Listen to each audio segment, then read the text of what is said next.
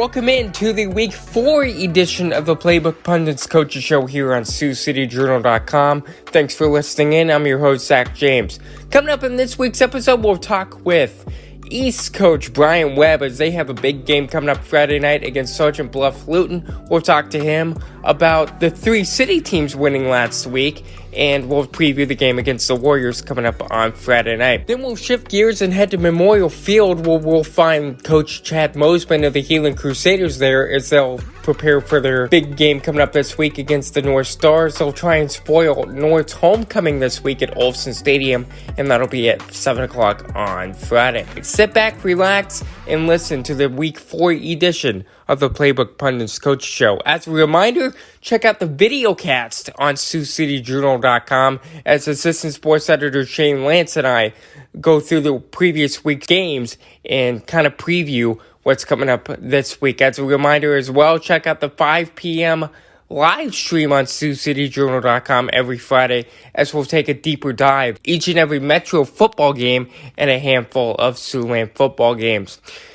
We'll start things off with East coach Brian Webb, and the first question I asked him was how cool he thought it was that the Black Raiders, Wolverines, and Stars all won on the same week for the first time since October 13th, 2006.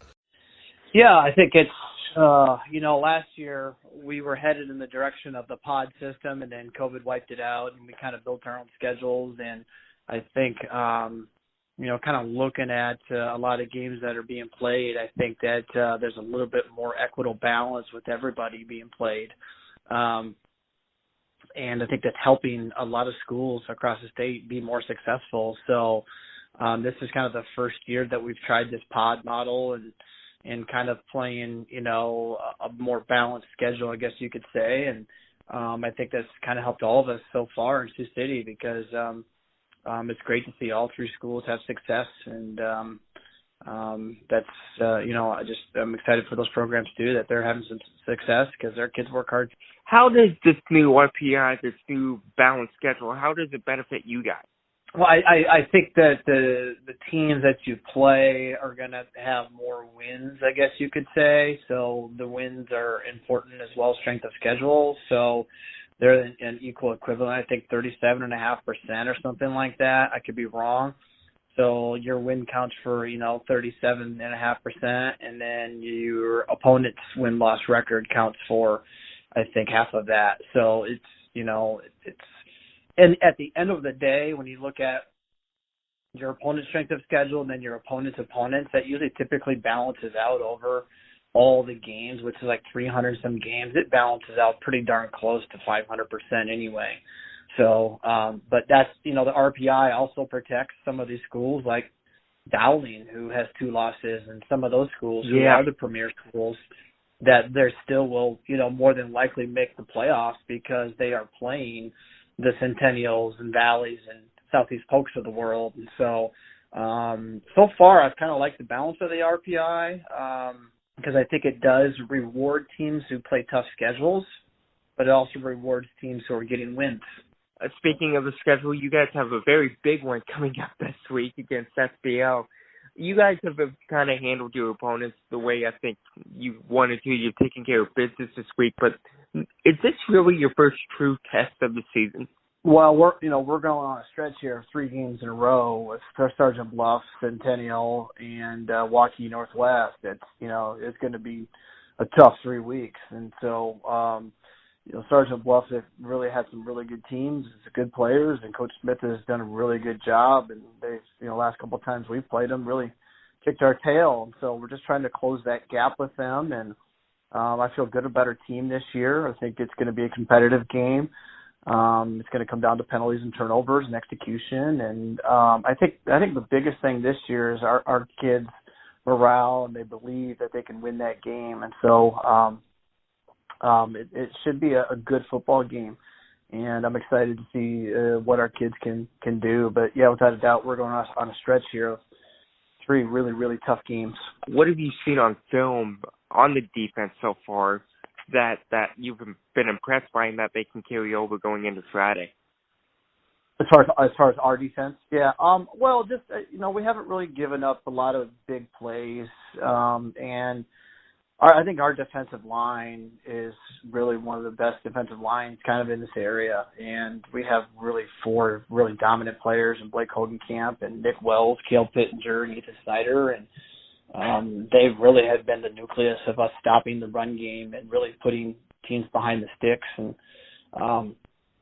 they've really been the nucleus that have allowed our linebackers to make plays. Brady Wawrinek's been a fantastic linebacker, and Gavin Skogman, Sasha, and so we just played really solid defense and just tried to make teams earn it and go all the way down the field. I mean, we feel confident with our kicker who kicks it in the end zone almost every single time. We just want teams to go 80 yards on us and don't give them ever a short field to work on and make teams go all the way. And we've done a pretty good job of that overall this year. But, like you said, this will be our toughest test of the year. In terms of that defensive line, have they kind of pressured the quarterback a little bit? Have they limited the rushing game? What has the defensive line done well to kind of lead the defense? They just create a lot of pressure. They're big and they're physical, and they create a lot of backfield pressure, and they've stuffed the run just excellent this year. So with that causes timing of throwing to get off by quarterbacks a little bit. And teams have really struggled to run the ball on us at all. I think we've only given up maybe a couple hundred yards of rushing for the year. And so I think that's where it starts in high school is, making teams earn the ball by throwing it down the field. And so we feel pretty good about the guys who got up front and what they can do and what they've done. They've shown me that they can be really effective players to stop the run, and they're just big and physical, and they're quick off the ball, and that's a recipe for success. It's hard to stop great athletes, and great athletes make plays no matter what type of game plan you put together. And Smith is a fantastic player, and Jacob Imming, I mean, we've known about him for a couple of years. I mean, the guy's just a monster, offense and defense, and going to Iowa State, and they just do a lot of good things, and what they do well, and we have to be physical. And Smith does a great job of, when things aren't there, taking off and running, and he makes people miss, and we got to be able to tackle in space. And so he creates plays a lot of times, even when plays aren't there. And I thought he played well versus Harlan. Harlan's a good freaking team, man. So, there's no shame in those guys losing to Harlan. I mean, I watched them on film. They are talented and big and strong, and so you just got to limit big plays by the playmakers. I mean, I think that's what high school football is about. It's just, giving your guys, the ball, their playmakers. And can you limit that? Because, great players are great players. They're going to make plays. And you just got to take the good with the bad. Football is a game of ways. And you just got to stay balanced. And just, when you give up a big play or if they get a big chunk, just rally and play the next play. Since you watched that Harlan film, from you guys, from an offensive standpoint, is the big key just to stay patient? And I know Harlan's defense and you guys' offense are two different schemes. I get that. But it's the big lesson for you guys' offense. It's just to stay patient against that SBL defense? Well, I think it starts with eminent linebacker, and the guy just runs sideline to sideline, and he's just relentless in how he pursues the ball. I mean, that's why he's going to Iowa State. Yeah, and he makes plays, and you got to get blocks on him, and you can't just let him run free, and you got to create some type of conflict for him so that he has to think. I think, and he's a great player. So, that's always a challenge is how do we manage against great players? And, just kind of previewing Centennial and Waukee Northwest. They're just fantastic D linemen and linebackers. And how do we with our system and the players we have, how do we best neutralize some of those things to make ourselves successful? And without a doubt, I mean, Sergeant Bluff-Luton has a great secondary. D-line's been impressive to me. But I think the core nucleus is Jacob Imming, and he's just a great football player. Yep. How important is it going to be for Luke to identify where Imming is and Centennial's linebackers? How important is it going to be for Luke to identify where they are on the field? Well, we take it week by week, but obviously, the middle linebacker, he does well when he doesn't get second lineman to second levels, and he just runs and pursues. And if you're going to go block him, if you take a wrong angle, he's going to beat you. So, it's hard to simulate that in practice. It is. And so just doing the best we can to simulate somebody like that, because we have not faced a linebacker so far this year like that. So, how do we simulate that, and what do we do to neutralize, his ability just to run sideline to sideline, I think is a key for us. So, Luke and Cole spend a lot of time with Coach Goodman, each week talking through and watching film about the game plan and what it takes to beat teams. And so this will be our toughest test to date. Thanks to East coach Brian Webb for taking out about 15 minutes of his time to chat with me on Wednesday morning to preview their game against the Warriors. You can follow that game on Twitter at Shane Lance will be at that game, and you can follow him on Twitter at Shane M. Lance. Read his Quick Gamer online Friday night from Sergeant Bluff, and he'll have a profile story coming up in Sunday's edition of the Journal. Now let's switch gears to the game I will be covering on Friday night, and that'll be the Heelan Crusaders taking on the North Stars. It is the Stars' homecoming game at Elwood Olson Stadium at 7 o'clock on Friday night, but we've talked to Mitch Moore before, so I thought it'd be nice to talk to Heelan coach Chad Moseman. The Crusaders are 0-3 heading into this game against their Marac rivals, and the first question I asked him was, are there any positives that he's seen despite the 0-3 start? Yeah, lots of positives. You have to remember these first three games, we're 3A playing up 5A. Then we played 2 4A schools, so we're going out playing schools with more kids, and in some cases, like East, probably 500 more kids in the high school. So, right. And we knew East was going to have a really good team, and we knew Spencer was going to have a really good team. So, us losing those 2 games are not shocking at all. A little disappointed in the Lamar's loss. I thought we played a pretty good game there, and I wish we would have came away with the win. But losing against the other 2, I think if anybody would have known anything about football, they would know that probably was going to be the case. So, overall, I think we just have to stay the course, and we've done some nice things. Both running and passing. It's just getting more consistent. And learning to handle high-pressure situations. And that just comes with winning, but until you win, that's hard to do.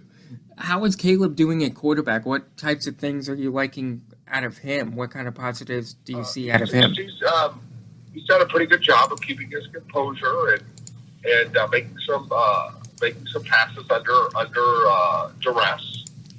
He does a nice job with play action, but he's done a really pretty good job for not always having a real clean pocket. Is the offensive line kind of making those adjustments to kind of give Caleb more time in the pocket and the rushing game too? I know that when we look at our offensive line, it's pretty solid, except we're a little weak at our left tackle, and that's because we're breaking 2 new guys in at that position that never got any varsity time last year at all. They're 2 juniors that worked themselves into that position this year, but never got any playing time last year. And that's kind of where teams are exploiting and taking advantage of that spot in just their inexperience. So, yeah, the more games they get under the belt, practices, the better they'll be. Who are those 2 guys at left tackle? That's Cole Fisher and Nayron DC. Okay. And they're going to be really good players. They're just they're juniors that have never played before, and they worked themselves into that position this year to play. And so they've kind of been rotating on and off there. But, they're making some mistakes that, in football, if you have 4 guys doing their job and 1 isn't, then the other team's going to take advantage of that. That's kind of what's been happening on the pass protection. Not counting Caleb's 6 keeps, you've got 10 different guys running the ball 92 times. Was that kind of by design, just kind of balancing out the rushing between a lot of different guys? No, it was not. That happened when a week into the season, Devontae West moved to Mississippi. So, oh damn!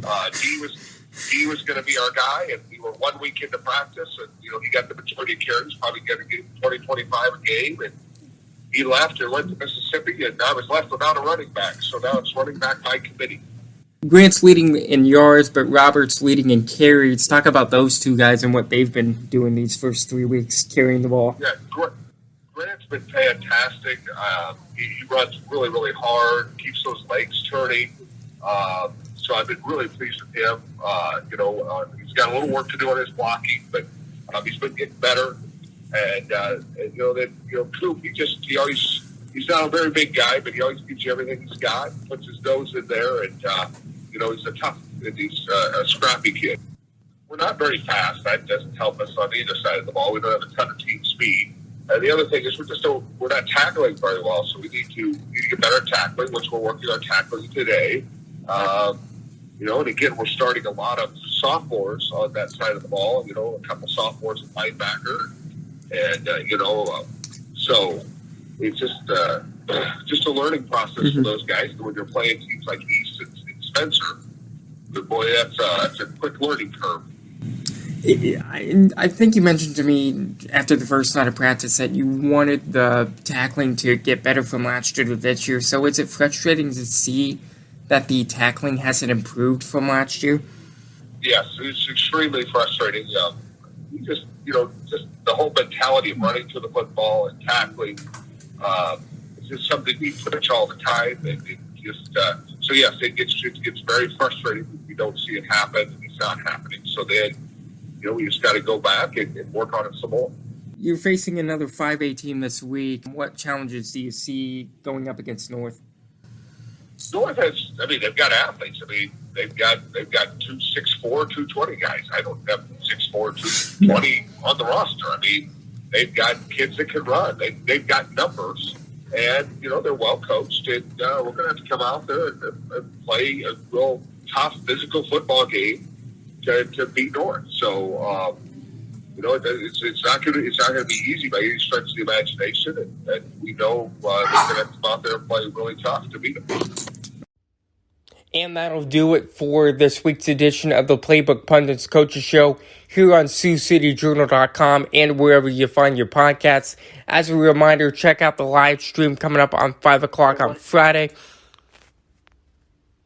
And that'll do it for the Week 4 edition of the Playbook Pundits Coaches Show here on SiouxCityJournal.com and wherever you find your podcasts. Make sure to come back each and every week so you can hear your favorite coach and see if your team made the podcast. As a reminder, check out the 5 o'clock live stream. Check out the video cats that we record every Monday, and that goes online each Tuesday. And if you have any suggestions, feel free to give us a shout out at CJ Sports at SiouxCityJournal.com or find us on Twitter at SCJ Sports. For Assistant Sports Editor Shane Lance and the rest of the Journal staff, I'm Zach James. Thank you for listening, and we'll talk to you next week.